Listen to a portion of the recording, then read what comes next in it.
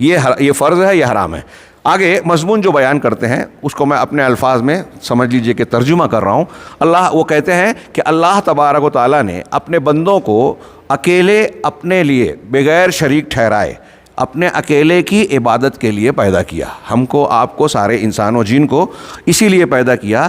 اس اصل عظیم کو، بنیادی جڑ کو بیان کرتے ہوئے اللہ نے فرمایا وَمَا خَلَقْتُ الْجِنَّ وَالْإِنسَ إِلَّا لِيَعْبُدُونَ۔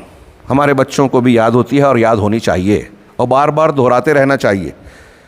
یہ سوال ہم کو اور آپ کو لگتا ہے کہ یہ تو بار بار سنتے رہیں۔ آپ کسی غیر مسلم اسکالر سے پوچھیے، ایک سوال پوچھیے کہ بتائیے آپ دنیا کی بہت بڑی مہارت حاصل کر چکے ہیں، کمپیوٹر میں، فلاں لائن میں، آئی ٹی میں، اس میں اس میں، لیکن بتائیے کہ ہم کو پیدا کرنے والے نے کیوں پیدا کیا؟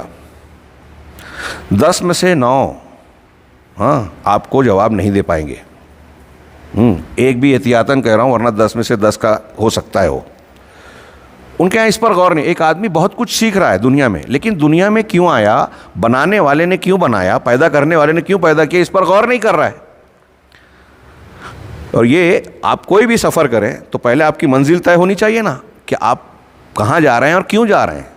آج میرج میں رہتے ہیں آپ لوگ، یہاں سے آپ اگر سانگلی بھی جا رہے ہیں، ہبلی جا رہے ہیں، سانگلی جا رہے ہیں، قریب کے بھی کسی شہر میں جا رہے ہیں، تو جانے کا آپ کی منزل طے ہوتی ہے، مقصد طے ہوتا ہے کہ فلاں کام کے لیے فلاں جگہ جا رہا ہوں۔ ہم زندگی کا سفر جو ایک چانس ہے، ایک موقع ملا، پنرجنم، یہ مذاہب والوں نے مانا ہے، پنرجنم کو سائنس بھی رد کرتا ہے، عقل اور فطرت بھی رد کرتی ہے، دلیلیں بھی نہیں ہیں۔ آخرت کا پر دلیلیں ہیں، قرآن حدیث کی بھی، آسمانی کتابوں کی بھی، عقل کی بھی، فطرت کی بھی۔ تو پنرجنم نہیں ہے، ایک ہی موقع ہے۔ یہ ایک موقع کا زندگی کا سفر، ہمیں پتہ نہیں ہے کہ ہم کہاں جا رہے ہیں، ہمیں پتہ نہیں ہے کہ پیدا کرنے والے نے کیوں پیدا کیا، یہ پوری کائنات کیوں بنائی۔ یہاں ایک کنکر، پتھر، ایک پتی، ایک درخت، ہوا، فلاں اور فلاں چیز بے مقصد نہیں ہے۔ ہمارے جسم کا کوئی پارٹ جو ہے بلا وجہ نہیں ہے۔ ناک، کان، آنکھ، ہونٹ، ہر ایک کے مقاصد اور سب ملٹی پرپز ہے، ایک ہی استعمال نہیں ہے۔ ہماری آنکھ ہنستی بھی ہے، روتی بھی ہے، دیکھتی بھی ہے، سوتی بھی ہے، غصے میں بھی آتی ہے، اور نہ جانے کیا کیا کرتی ہے یہ آنکھوں میں کیا کیا اشارے ہو جاتے ہیں۔ عاشق و معشوق کی دنیا میں زبان جب نہیں بولتی تو آنکھیں بول دیتی ہیں، ہے نا۔ کتنا کام ہے ایک چیز کا۔ چاند پہ جانے والے انسان دیکھ تماشا، میں نے ایک قوالی سنی تھی گاڑی میں چلتے چلتے، دیکھ تماشا لکڑی کا، تو قوال نے اس میں بتایا کہ اللہ نے لکڑی بنائی، انسان پیدا ہوتا ہے تو کھاٹ پہ جھولے میں رہتا ہے، وہ بھی لکڑی کا، جس چارپائی پہ اس کی ماں کی ڈیلیوری ہوئی، زچکی ہوئی، وہ بھی جو ہے لکڑی کی۔ آج کل ذرا فائبر اور وہ سب آ گیا، لیکن لکڑی کا استعمال وہاں سے شروع ہوتا ہے۔ اور پھر عمارت میں کھڑکی، دروازہ، ٹیبل، کرسی، کیا کیا استعمال ہے۔ پھر جنازے میں گیا وہاں بھی لکڑی، قبر میں گیا وہاں بھی لکڑی۔ چاند پہ جانے والے انسان دیکھ تماشا لکڑی کا۔ یہ اگرچہ قوالی لگ رہی ہے، لیکن غور کیجئے، اس میں ایک نعمت کا ذکر ہے کہ اللہ نے ایک چیز بنائی لکڑی، اس کا کتنا استعمال ہے۔ مٹی کتنا استعمال ہے۔ ہماری آنکھ، ناک، کان، جتنے اعضاء ہیں جسم کے، کوئی چیز بیکار نہیں ہے۔ اور جو اللہ نے ماڈل بنایا اس میں کوئی چینجنگ نہیں ہے۔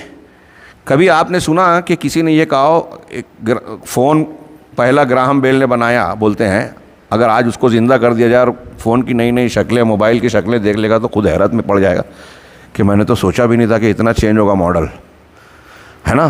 انسان کا ماڈل بہتر سے بہتر ہوتا جاتا ہے، لیکن اللہ نے جو ماڈل بنایا وہ سب سے لاسٹ والا سب سے پہلے بنایا۔ یہ اللہ کے علیم و خبیر اور حکیم ہونے کی دلیل ہے۔ کبھی آپ کو لگا کہ میری ناک یہاں نہیں ہونا چاہیے، پیچھے ہونی تھی تو زیادہ اچھا تھی، نیا ماڈل کا انسان آیا۔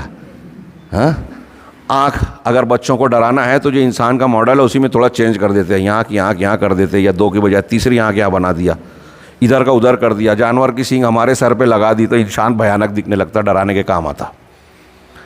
تو یہ جو اللہ نے جو ماڈل بنایا جس چیز کا، صرف انسان کا نہیں، جانوروں میں، پھل پھول میں، دیکھیے جس چیز کو جیسے بنایا، جس طریقے سے اگایا، وہ ویسے ہی فٹ ہے۔ ماہر ترین انجینئر بھی اس میں کوئی نقص نہیں نکال سکتا کہ نہیں ایسا نہیں، ایسا ہونا چاہیے تھا، آنکھ کی جگہ یہ نہیں ہونی تھی، پیٹ اوپر ہونا تھا، سر نیچے ہونا تھا۔ بول کے ہنسی آتی ہے۔ یہ اللہ رب العالمین نے ہر چیز کو انتہائی گہری اور باریک حکمت سے پیدا کیا۔ تو انسان کو یہ چیزیں کیا یہ نہیں سوچنے پہ مجبور کرتی ہے، غیر مسلم ہو، ایک عیسائی ہو، ایک ہندو ہو، ایک جینی مذہب کا ہو، کہ بنانے والے نے ہم کو جب بنایا، یہ ساری چیزوں میں اتنی حکمت ہے، ہمارے اندر اتنی باریکیاں ہیں، تو ہمارا وجود بیکار ہے کیا؟ ہم اس سے پوچھیں کیوں پیدا کیا، کیوں بنایا؟ ظاہر سی بات ہے جب ساری چیزیں حکمت سے ہے تو ہمارا وجود بیکار نہیں ہو سکتا. تو کیا مقصد ہے؟ اب پیدا کیا اللہ نے، تو اس کے پیدا کرنے کا مقصد پنڈت رام چندر جی بتائیں گے، گرو نانک جی بتائیں گے، ہاں آپ اور ہم بتائیں گے، فلاں بتائیں گے، فلاں بتائیں گے؟ نہیں، وہی بتائے گا جس نے بنایا. میں اکثر تقریروں میں مثال دیتا ہوں کہ ہماری جیب میں جو موبائل ہے، اگر یہ سیمسنگ کمپنی کا ہے تو آپ ایپل والے سے اس کو جو ہے استعمال کرنے کا طریقہ اور اس کو ریپیئر کرنے کا طریقہ نہیں پوچھتے. جس کمپنی کا ہے اسی کمپنی کے پاس جاتے نا کہ اس کے پرپس کیا ہیں، اس کو کیسے، اس کا پروسیجر کیا ہے، اس کو پروسیس کرنے کا یا بنانے کا یا استعمال کرنے کا، اسی سے پوچھیں گے نا. اب اللہ بنایا، ہم کو بنایا اللہ نے بنایا، اور دوسرے لوگ بتائیں گے کہ ہمارا پرپس کیا ہے، کیوں بنایا. سمپل لاجک پوچھ رہا ہوں میں، ہے نا. اللہ نے بنایا تو اللہ ہی بتائے گا کیوں پیدا کیا. تو اس نے بتایا وما خلقت الجن والانس الا لیعبدون. یہ موٹا سا سوال جو ہمارے بچے جانتے ہیں اور آپ کو ہم کو لگتا ہے کہ روز سنتے رہتے ہیں، یہ تو بہت معمولی بات ہے.